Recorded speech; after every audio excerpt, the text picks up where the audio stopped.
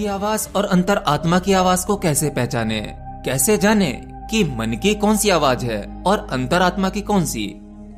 सवाल बहुत अच्छा है, क्योंकि अक्सर आपने सुना होगा बड़े बड़े सिद्ध पुरुष, बड़े बड़े ज्ञानियों से कि अगर आप अपनी अंतर आत्मा की आवाज सुनते हैं तो आपको हमेशा सही रास्ता मिलता है। ऐसा कोई सवाल, ऐसी कोई दुविधा जिसका जवाब आपको कहीं से नहीं मिलता।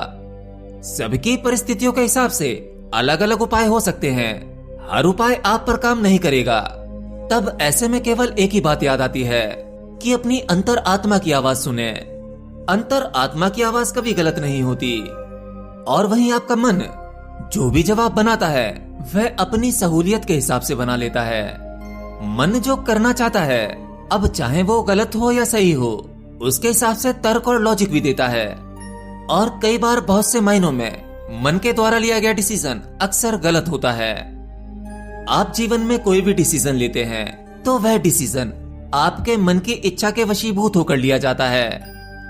यानी आप अपने जीवन में कोई भी कार्य करना चाहते हैं या कोई भी इंपॉर्टेंट डिसीजन लेना चाहते हैं, वहां इतनी ज्यादा कंफ्यूजन हो जाती है, आप सही और गलत में डिफरेंशिएट नहीं कर पाते। मन आपको तरह तरह के प्रलोभन देता है, नए नए आइडियाज देता है, आपके गलत डिसीजन को भी बिल्कुल सही दिखाकर प्रस्तुत करता है। एक मन कहता है कि ऐसा कर ले, दूसरा मन कहता है कि ऐसा मत कर। अब इतने कंफ्यूजन में पता लगाना मुश्किल होता है कि कौन सी आवाज ऊपरी मन की है और कौन सी अंतरात्मा की। और किसी भी डिसीजन को लेने के लिए आप अपनी तरफ से जितना ज्यादा प्रयास करोगे, जितना ज्यादा एफर्ट करोगे, आपके लिए डिसीजन लेना उतना ही मुश्किल होता है। तो सबसे पहले तो आपको प्रयास रहित होना है, मतलब आपको शांत होना है। अगर आप अपने अंतर आत्मा की आवाज को पहचानना चाहते हैं जो हमेशा आपकी सहायता के लिए तैयार है, तो आपको इसके लिए एक साधना करनी होगी। साधना कोई बहुत बड़ी नहीं है, इसे हर व्यक्ति कर सकता है। लेकिन इस साधना से पहले आपको अपने मन को समझना होगा। असल में आपका कोई एक मन नहीं है या कोई दो मन नहीं है। आपका मन अपने हिसाब से मल्टीपल तरीके से काम करता है, और अंतरात्मा की आवाज आपके गहरे में है, उसके ऊपर बहुत सी आवाजें हैं। असल में आपके भीतर बहुत सारा शोर है, बहुत सी उथल पुथल, बहुत सी कंफ्यूजन, बहुत सारे विचार, बहुत सारे सवाल और उनके बहुत सारे जवाब जो निरंतर आपके मन में गूंजता रहता है। तो जब आपके भीतर इतनी सारी आवाजें हैं, इतना सारा द्वंद्व है, बहुत शोर है, अब भला इस शोर में आप अपने अंतरात्मा की आवाज कैसे सुन पाएंगे? तो साधना यही है, पहले शोर को शांत करना होगा। याद रखना, कभी कभी आपका मन ही अपने आप को भगवान मानने लगता है, सर्वश्रेष्ठ शक्तिशाली मानने लगता है, जिसके कारण आप उस अज्ञात शक्ति से वंचित रह जाते हैं। ये मन बड़ा बलवान है। जब आपके इस मन की शक्ति कमजोर होगी, तभी अंतर आत्मा की शक्ति ऊपर उठेगी। मतलब यह है, पहले अपने भीतर का रूम खाली करो। आपने अपने भीतर जितनी भीड़ जमा कर रखी है उसे खाली करो और शांति से बैठना सीखो। विचारों को दूर से देखना सीखो, मन को ऑब्जर्व करो। मन कैसे विचार करता है, कैसे कार्य करता है, किस किस प्रकार के विचार आते हैं, उन विचारों से किसका फायदा होता है, आपके शरीर का या आपके मन का या आपकी आत्मा का।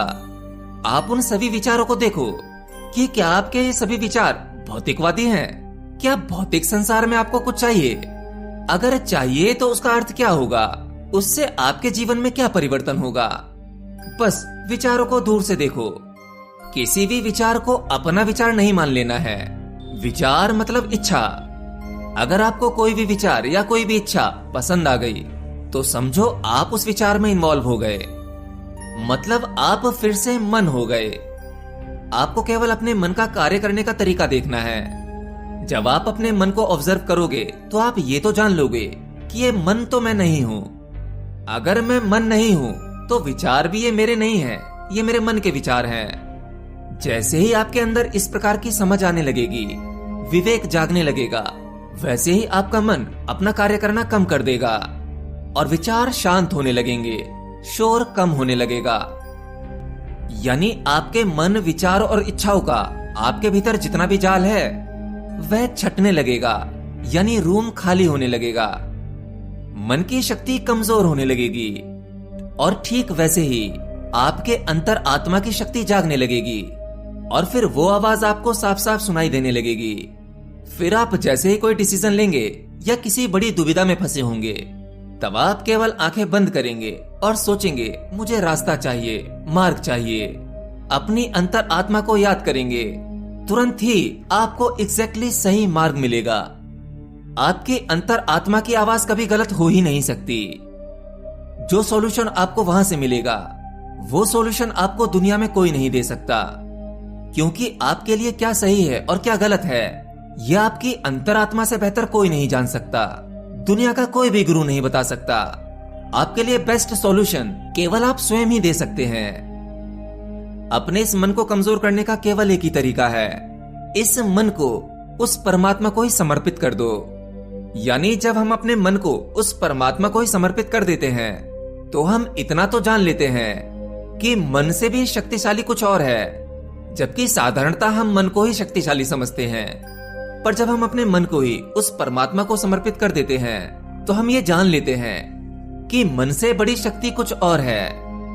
मतलब यहाँ पर आपका एक अहंकार गिर जाता है। जब आप अपने मन को हल्के में ले लेते हैं, तो आपका मन सच में हल्का ही हो जाता है। फिर वह आपके लिए उतनी शक्ति से काम नहीं करता, क्योंकि अब काम करने वाला आपके भीतर कुछ और जाग जाता है, जो अगेन कभी गलत नहीं होता। बस एक यही साधना है। सबसे पहले अपने मन को उस परमात्मा को समर्पित कर दो, फिर उसके बाद सहज होने का प्रयास करो, शांत होने की कोशिश करो। जब शांति से बैठोगे, तब आप अपने भीतर देखोगे कि आपके भीतर कितना सारा शोर है, कितने सारे विचार हैं। उनसे बेचैन परेशान नहीं होना है, आने दो, मन का कार्य है, उसे करने दो। धीरे धीरे आपकी समझ बढ़ेगी और वो शांत होते चले जाएंगे। ये साधना आप कभी भी कहीं भी कर सकते हो। इसके लिए कोई खास विशेष नियम कानून नहीं है। जब समय मिले बस बैठ जाओ, आंखें बंद करो और टटोलो अपने भीतर। इससे आपके भीतर यानी आपकी अंतर आत्मा का वो प्रोग्राम एक्टिवेट हो जाता है, जो आपको परस्पर हर पल बिल्कुल सही मार्ग दिखाता है।